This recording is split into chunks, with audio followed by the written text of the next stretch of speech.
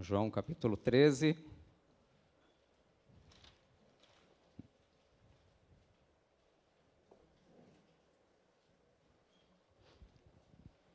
Eu acho que transmite aqui também.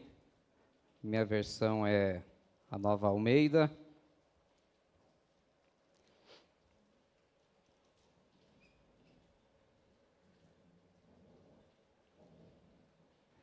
Eu vou ler a partir do versículo 1.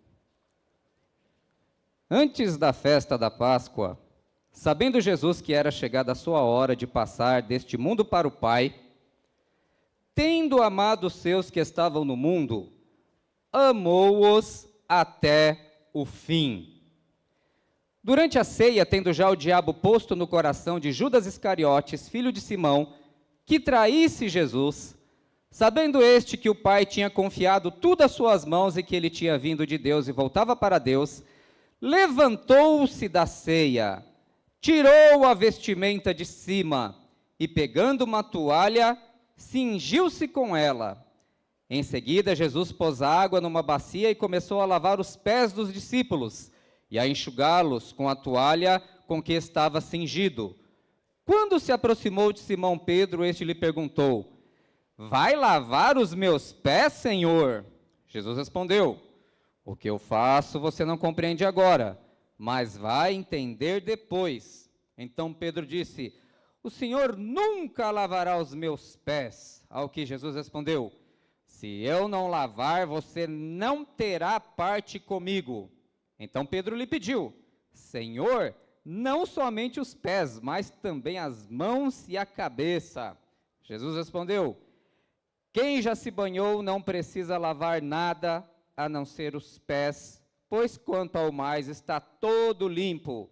E vocês estão limpos, mas não todos. Pois ele sabia quem era o traidor.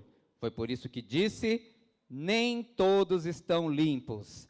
Depois de lhes ter lavado os pés, Jesus pôs de novo as suas vestimentas e, voltando à mesa, perguntou-lhes: vocês compreendem o que eu lhes fiz?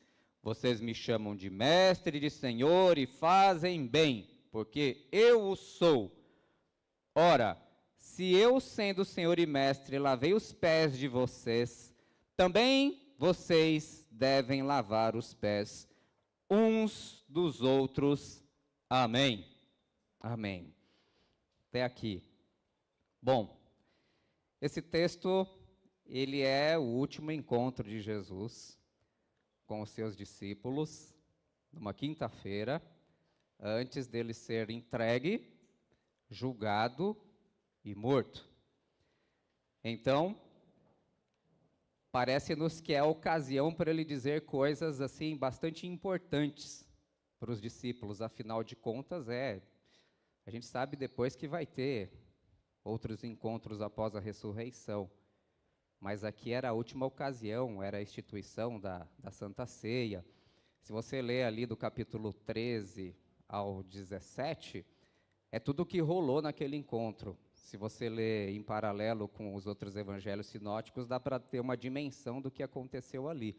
Então, é extremamente rico o que aconteceu. Tudo que ele falou, tudo que ele fez, tudo que ele ensinou naquele momento. E aqui nós estamos diante de uma lição dramatizada, ou seja, ele fez um ato, porque nós estamos acostumados como evangélicos a depender muito da palavra, né? Tudo é falado.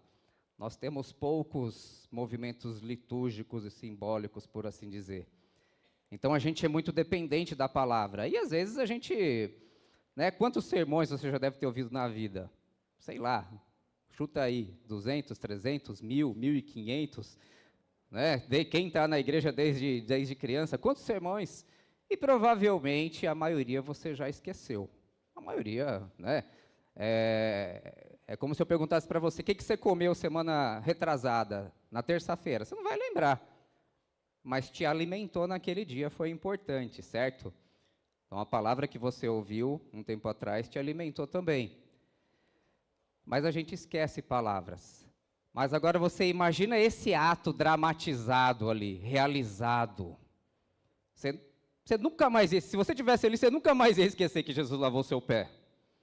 Então, olha a dimensão da importância daquilo que Jesus ensinou naquele momento. E eu só vou falar sobre Jesus aqui. A nossa função, né, Jafé? Enquanto igreja, para que nós estamos aqui? Aprender de Jesus e viver Jesus. E ponto final. É só isso, é só isso que tem. E já é suficiente, maravilhoso, incrível, eterno e super desafiante. Então, eu não me proponho a falar nada entre vós a não ser acerca do próprio Senhor. E a partir desse texto aqui, eu queria extrair algumas lições. Já vou logo para a parte prática, viu, Jafé? Não vou ficar aqui expondo muito, porque dizem que nem todo sermão bom é curto, mas todo sermão curto é bom, né? Para não cansar os irmãos. Então, já vou direto para a parte prática. Algumas coisas que eu entendo que nós podemos aprender com esse texto aqui a respeito da pessoa de Jesus. Tem muita coisa, viu, pessoal? Se você pega um comentário de um texto desse aqui, nossa, dá 200 páginas. Tanta coisa que dá para pegar. Como eu sei que vocês estão com fome, daqui a pouco todo mundo vai almoçar ali, gostoso. Então, eu resumi algumas lições que eu considerei importantes. E a primeira delas, que eu aprendo com esse texto, é que Jesus é aquele que ama os seus discípulos até o fim. Jesus é aquele que ama até o fim. Lá no versículo 2, no versículo 1, diz: antes da festa da Páscoa, sabendo Jesus que era chegada a sua hora de passar deste mundo para o Pai, tendo amado os seus que estavam no mundo, amou-os até o fim. Vamos dizer juntos? Amou-os até o fim. Então, nós temos uma concepção de que Deus, que Jesus amou a todos. Deus amou o mundo de tal maneira que deu seu Filho unigênito, enfim. Deus amou muita gente, Jesus amou muitos. Mas aqui, quando o autor do texto ele fala amou os seus que estavam no mundo, aquele pequeno grupo, aqueles discípulos, eles receberam e conheceram uma intensidade do amor de Jesus que foi para poucos naquele momento. Ele amou os seus que estavam no mundo e amou até o fim. Até o fim até as últimas consequências, a ponto de dar a vida por eles e por nós. Ninguém tem maior amor do que esse, do que dar a vida em favor dos seus amigos. Jesus os amou até o fim. E eu vejo que essa é uma notícia importante nos nossos tempos atuais, era naquela época e continua sendo, porque nós somos uma geração que tem muita dificuldade de amar até o fim. Temos dificuldade de amar um amigo até o fim. Temos dificuldade de amar um pastor até o fim, a nossa igreja até o fim, pessoas que conhecemos até o fim. Nós vamos rompendo e rompendo e rompendo e desistindo no meio do caminho de amar, a exemplo daquele que amou os seus que estavam no mundo e amou até o fim. Jesus te ama, te amou e te amará até o fim. Ele é aquele que nos ama até as últimas consequências. Para termos uma dimensão das qualidades do amor, né, podemos ir lá para 1 Coríntios capítulo 13, os irmãos conhecem muito bem. E aí, assim, eu me pergunto, qual a dificuldade hoje, o que é que nos impede, né, de nós nos amarmos até o fim? O que será? Será que é uma mentalidade, muitas vezes, de consumidor? A mentalidade de consumidor, né, que foi sendo gerada na nossa mente através dos séculos e séculos, no sentido de que nós somos o centro, o consumidor sempre tem razão, sei lá, eu vou àquela igreja, a pregação não me apetece muito, os irmãos não são tão simpáticos, o pastor não é tão legal, ali não tem tantos eventos para as minhas crianças, e a gente vai, muitas vezes, estou dizendo que isso não tenha lá sua carga de importância, mas com essa mentalidade, não sei se eu posso dizer, antropocêntrica, a gente vai deixando de colocar energia para amar as pessoas ao nosso redor, aquelas que são importantes, a comunidade que a gente nasceu até o fim. Eu vi até uma história, não sei se verdadeira, né, que uma mãe outro dia estava dando uma bronca numa criança, e a criança ficou fazendo assim, né? Porque na tela, na rede social é assim, né? Se você não gosta, você faz assim com o dedo, some, aparece outra coisa, some, e ela ficou fazendo assim com a mão para ver se a mãe sumia, né? Se mudava a tela, né? Se via algo mais agradável, porque tudo aquilo que não nos agrada, a gente não quer ouvir até o fim. E Jesus, Ele é aquele que nos amou até o fim. Quem perseverar até o fim no amor será salvo. Quem perseverar até o fim no amor será salvo. Então, a primeira lição que eu vejo desse texto e que nos desafia é que Jesus é aquele que ama os seus discípulos até o fim. E nós devemos fazer esse esforço, sim, de nos amar até o fim, em nome de Jesus. Ame sua esposa até o fim, ame seus pais até o fim, ame sua igreja até o fim, sua comunidade até o fim. Não vai ser fácil, vai ser sofredor, você vai ter que dar outra face, você vai ter que caminhar mais uma milha, você vai ter que engolir sapo muitas vezes. Como Jesus fez, nada diferente do que Jesus fez, e sempre na força de Jesus e do Espírito Santo e da graça dele. Vamos aprender a amar até o fim, em nome de Jesus, amém? Bom, outra lição que Jesus nos ensina aqui nesse texto, e vocês já devem ter ouvido muitas vezes, C.S. Lewis, ele disse que chega um momento na vida do cristão que ele só ouve aquilo que já aprendeu já, que ele tem que ouvir as mesmas lições, e é verdade mesmo, né? Quantas vezes eu fico quase no limite da diabetes ali, quando você faz aquele exame, mesmo magrinho assim, no limite da diabetes. E aí, eu sempre coloco aqueles vídeos lá que fala de alimentação, os males do açúcar, 30 dias sem comer açúcar, o bem que faz na sua vida. Aí eu vou lá, como melhor, faço o exame de sangue e fico legalzinho. Passa 6 meses, vou fazer o exame de sangue, você já está pré-diabético de novo. Aí eu tenho que voltar a assistir aqueles vídeos lá para reaprender tudo aquilo que eu já sei, para edificar a minha vida. Com a palavra do Senhor, eu acredito que é a mesma coisa. Às vezes a gente precisa ouvir as mesmas coisas. E a segunda lição que Jesus nos dá nesse texto é que nós temos que servir. Jesus é aquele que nos ensina a servir. Olha só. E tem 2 detalhes aqui, se você ler do versículos 2 ao versículo 5, diz que a ceia já tinha começado, que o diabo já tinha colocado no coração de Judas o desejo de traí-lo, que a ceia já tinham começado a comer. E aí Jesus se levanta, tira a roupa de cima, cinge-se com uma toalha e vai lavar os pés dos discípulos. Então tem 2 detalhes aqui, Jafé. Já tinha o traidor, o cara já queria trair o traíra, e a ceia já tinha começado. Esses 2 detalhes são bastante importantes. Vocês conhecem o contexto.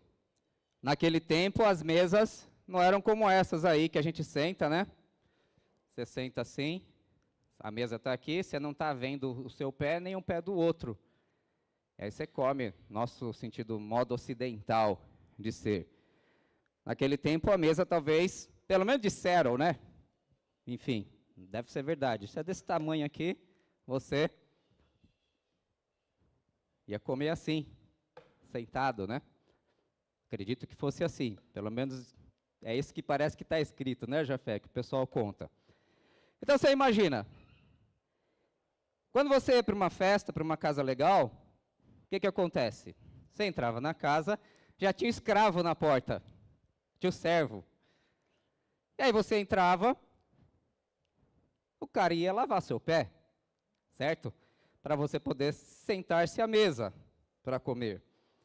E veja, quando você senta numa mesa dessa, você concorda que seu pé está muito perto do prato de comida? Aí você olha para o lado assim e você vê o pé do Pedrão lá. pé sujo de areia, talvez esterco de cabrito. Eles não andavam sapato, sandálias ou descalços. Então a ceia já tinha começado já. Então você imagina, você começa a comer. Primeiro eu acho que o constrangimento quando os caras entram, né? Onde está o escravo para lavar os nossos pés? Eis que está aqui o cenáculo, eis que está ali a comida, o mestre está aqui para abençoar, mas onde está o escravo para lavar o meu pé? E aí a ceia começou. Aí você imagina, você começa a comer, você está lá, aquela comida boa, saborosa, você até vê o pé do irmão ali, sujo. Aí Jesus já tinha começado a ceia, aí a Deus diz que ele levanta, tira a camisa, onde está o escravo? Aquele que não julgou ser igual a Deus, coisa que devia se apegar antes, tomando a forma humana, viveu como homem, servo como servo, morreu a morte de cruz. Onde está o escravo? Jesus é o escravo. A gente traduz por servo, mas podia traduzir por escravo também. Bom, ele lava os pés dos discípulos. O que é interessante é que eu acho que ele esperou começar para ver se alguém tomava atitude. Pô, já estou 3 anos com esses caras aí, eles devem ter aprendido. Não é? Porque teve uma treta assim, não teve, Jafé? Que eles ficavam discutindo, acho que foi Tiago e João, quem é o maior entre nós? Não teve uma briga assim? Aí Jesus falou, o maior é quem mais serve. Né? Olha para o mundo é assim, assado, os governantes mandam, são chamados de homens bons, entre vós não será assim. Teve até a intercessão da mamãe, né? Mamãe foi conseguir tentar um cargo melhor para os filhotes, né? As mães são assim, graças a Deus pelas mães, né? Sempre intercedem em nosso favor, né? Muito bom. Pois bem, já tinha acontecido. Eu acho que Jesus esperou para ver se alguém, ele deu a oportunidade.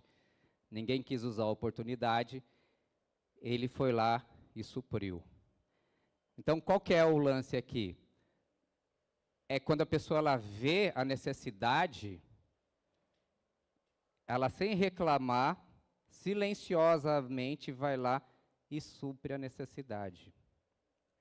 Eu fiquei pensando, como é o nome da senhora? Solange. Fiquei pensando, dona Solange, as nossas igrejas, eu fiquei até meio preocupado de falar isso no meio batista, viu? Que vocês são muito organizados. A gente que é pentecostal é meio bagunçado, já Jafé sabe, né? Né, amor? Assim, a gente sempre se espelha nos organizados, que são os batistas. Mas aí eu recebi um revelamento ontem, Jafé, que eu podia falar, que pentecostal tem esses mistérios, então eu vou falar. A gente tem o costume de departamentalizar as coisas. Não tem?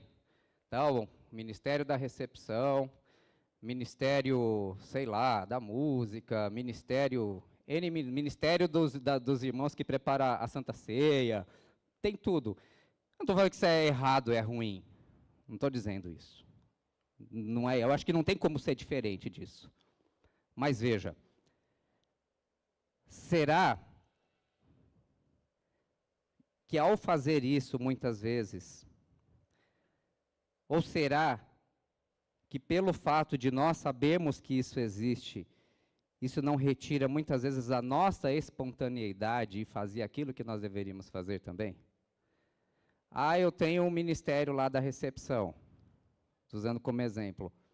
Não, quem cumprimenta os visitantes é o ministério da recepção, certo? Ele já foi cumprimentado? Já foi, então ok, eu não preciso ir lá e cumprimentá-lo.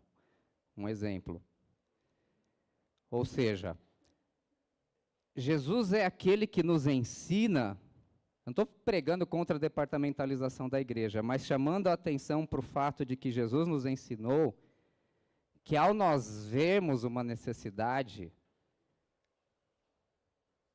e a gente tendo possibilidade e capacidade de irmos lá e suprir aquela necessidade, independentemente de ter uma regra institucional que nos obrigue a fazer aquilo. É isso que Jesus nos ensina, essa espontaneidade no meio da família, no meio do seu povo, no meio dos discípulos. E por que eu acho relevante a informação de que o diabo já tinha colocado no coração de Judas o desejo de traí-lo? Que Jesus foi lá e lavou o pé dele. lavou o pé do Judas, comeu junto com o Judas. Olha a oportunidade que o Judas recebeu aqui. Eu não vou servir aquele cara porque ele é um chatão, aquela irmã porque ela é uma chatona, pois Jesus serviu o seu traidor. Para não aliviar para a gente, né? Olha só, tem algumas pessoas na Bíblia que não alivia para a gente, né? Uma delas é aquela viúva pobre, né? Que dá tudo. Pô, toda vez, né? Vou falar da viúva pobre, vou ofertar, meu Deus do céu, olha lá, deu tudo do que ela tinha. Mas Jesus também não alivia, né? Ele viu a necessidade, supriu a necessidade, silenciosamente, e serviu aquele que iria traí-lo e que ia levar ele à própria morte. Então, aprendemos de Jesus que é importante servir. Servir, servir e servir sempre. Esse foi um ensino dramatizado do Senhor Jesus.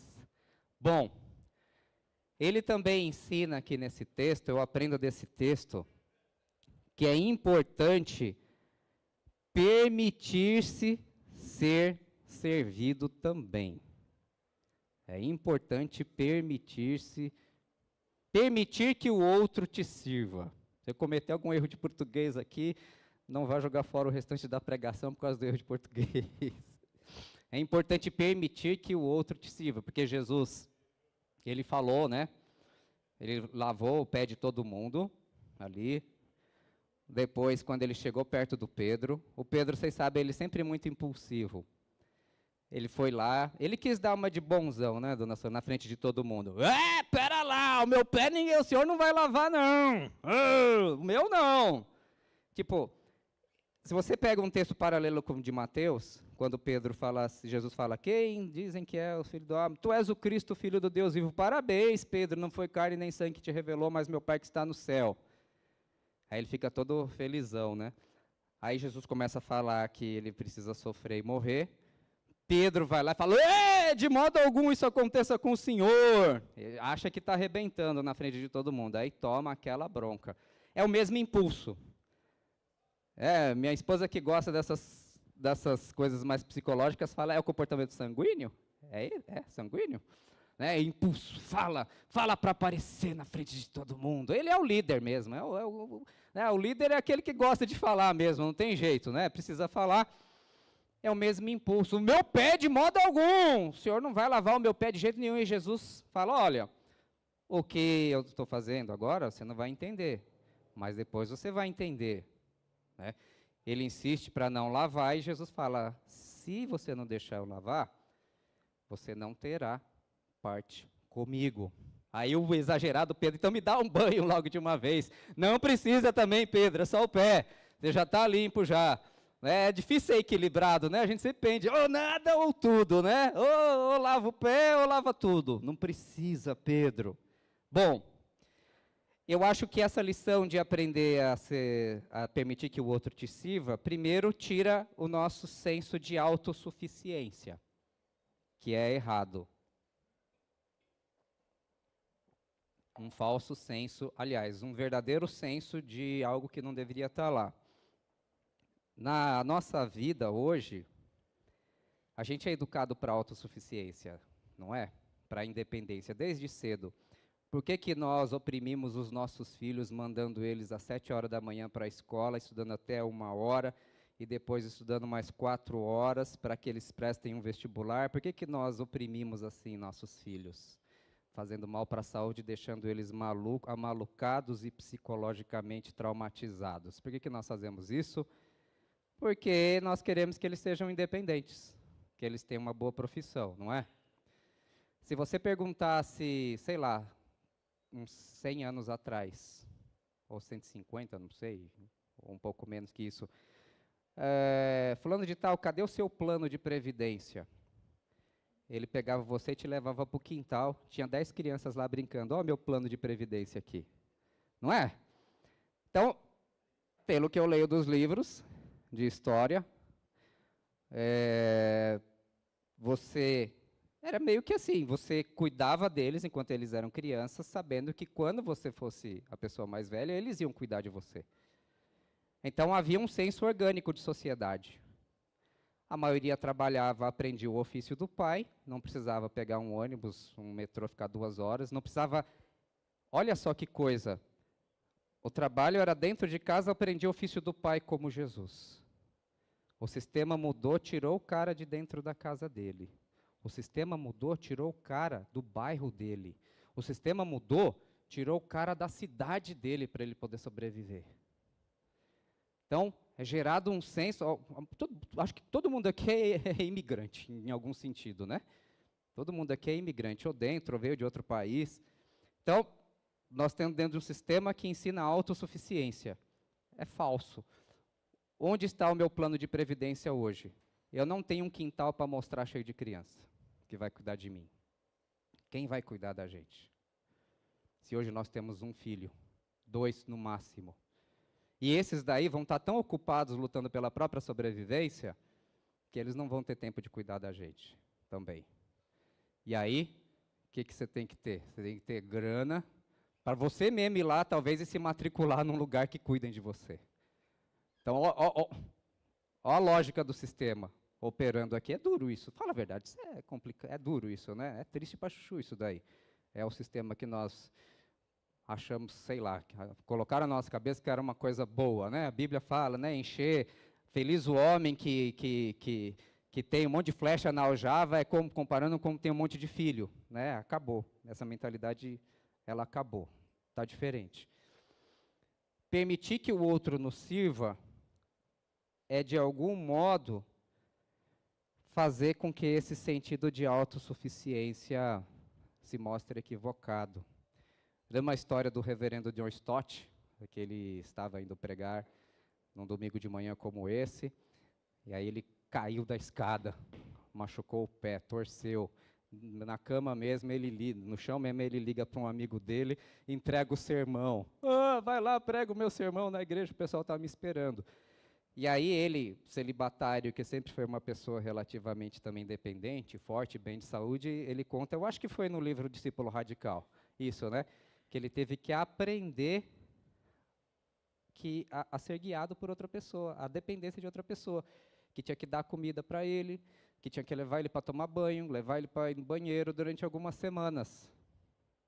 Ou seja, permitir que o outro nos sirva faz com que nós percamos um pouco desse sentido de autossuficiência. Nós sempre vamos precisar de algo e de alguém.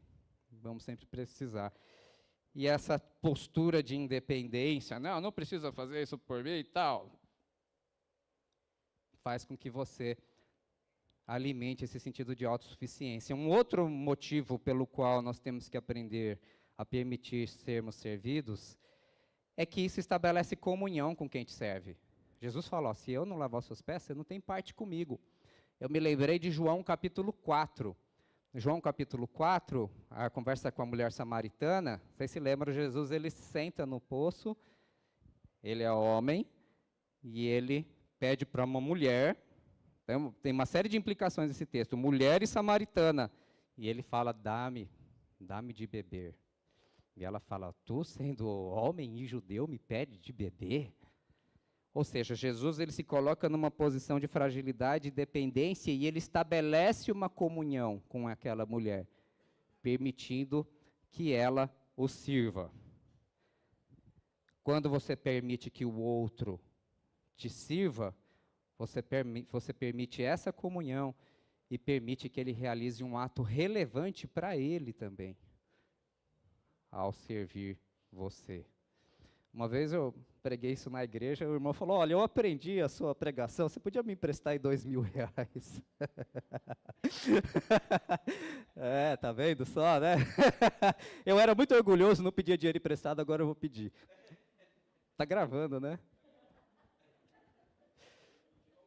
Jesus amado. Tomara que ele não assista. Derruba aí. É duro, né? Eu acho super legal pregar na igreja dos irmãos, porque como eu não conheço a vida de ninguém, eu posso, ninguém vai achar que é indireta, né? Mas ele aprendeu e ele está certo. Jesus fala, né? Se você tendo contigo o irmão pedir emprestado, você tem que emprestar, né? Sem esperar receber de volta. Bom, é difícil o evangelho, né? Que Jesus ensina. Mas o mais essencial em aprender a permitir que o outro nos sirva, que Jesus quis ensinar aqui, aparentemente, é desfazer um falso conceito de liderança. Porque na cabeça de Pedro, o líder não podia lavar os pés dos outros, tinha que ter os seus pés lavados. Então, ele entende que ele está tomando uma atitude humilde. Não, o senhor que precisa ter os pés lavados, e não eu. Porque o senhor é o líder. Talvez isso signifique que se Pedro fosse o líder, ele não lavaria os pés dos demais, mas ia querer que os demais lavassem os pés dele. Tem alguns irmãos até que é até interessante, né? Que tem aquele papo de honrar o líder, que aí os irmãos vão lá e vamos aprender a honrar os nossos líderes, vão lá e lavam os pés do líder, do pastor. É exatamente o contrário, né, do que Jesus... É totalmente ao contrário, né? É diametralmente oposto ao que Jesus ensinou. Bom, mas o que Jesus está dizendo aqui, está nos ensinando, é desfazendo um falso conceito de liderança, porque o líder cristão, ele estabelece a sua liderança pelo serviço. É pelo serviço, pelo exemplo, em servir e não... E permitir-se, claro, ser servido também. Mas não é uma hierarquia assim do tipo triângulo, né? O cara na ponta e todo mundo servindo ele, mas é um triângulo, se a gente pudesse colocar, é um triângulo ao contrário. E finalmente, para acabar, Jesus, ele ordena, aqui eu não estou nem, eu até mudei o verbo, eu risquei, aqui estava ensina, eu risquei para ordena, eu sou o cara que, eu escrevo as mensagens, viu, Thomas? Eu sou do tempo que escreve. Assim, eu evito eu acho que aprende melhor escrevendo, né? E também aqui, né? Corre o risco de você, quando você imprime, você fala, não preparei o sermão, vai lá já pega o sermão impresso, né? Vou pregar isso aqui mesmo. Não, se toda vez que você for pregar, ainda que seja uma passagem que você já pregou, você escreve novamente. Eu faço assim. Bom, e aí economiza na tinta, né, esposa? Tá tão caro. É caro para chuchu, meu. Nossa, a gente pega a tinta lá da igreja lá, os impressora, fica caro o negócio, viu? Olha, impacta mesmo, papelaria.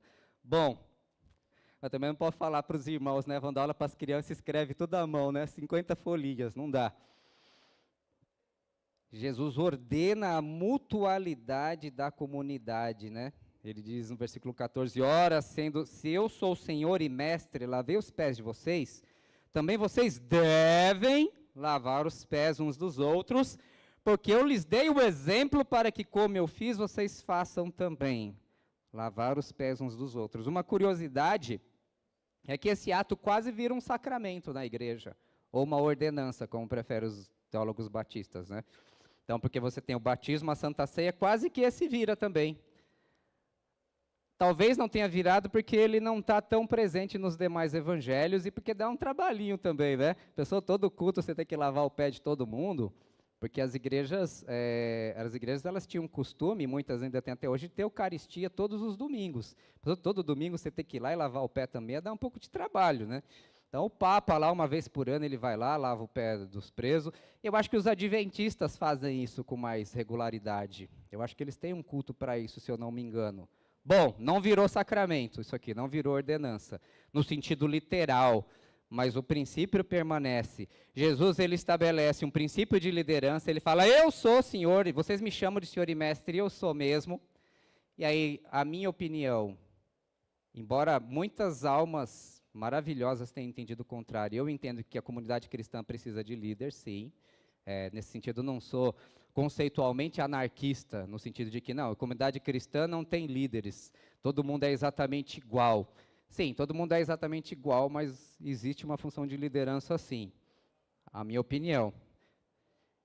Jesus reafirma um princípio de liderança, ele reafirma que esse princípio de liderança se estabelece pelo serviço prestado e pelo exemplo prestado. e ele determina que a comunidade dos discípulos faça o mesmo.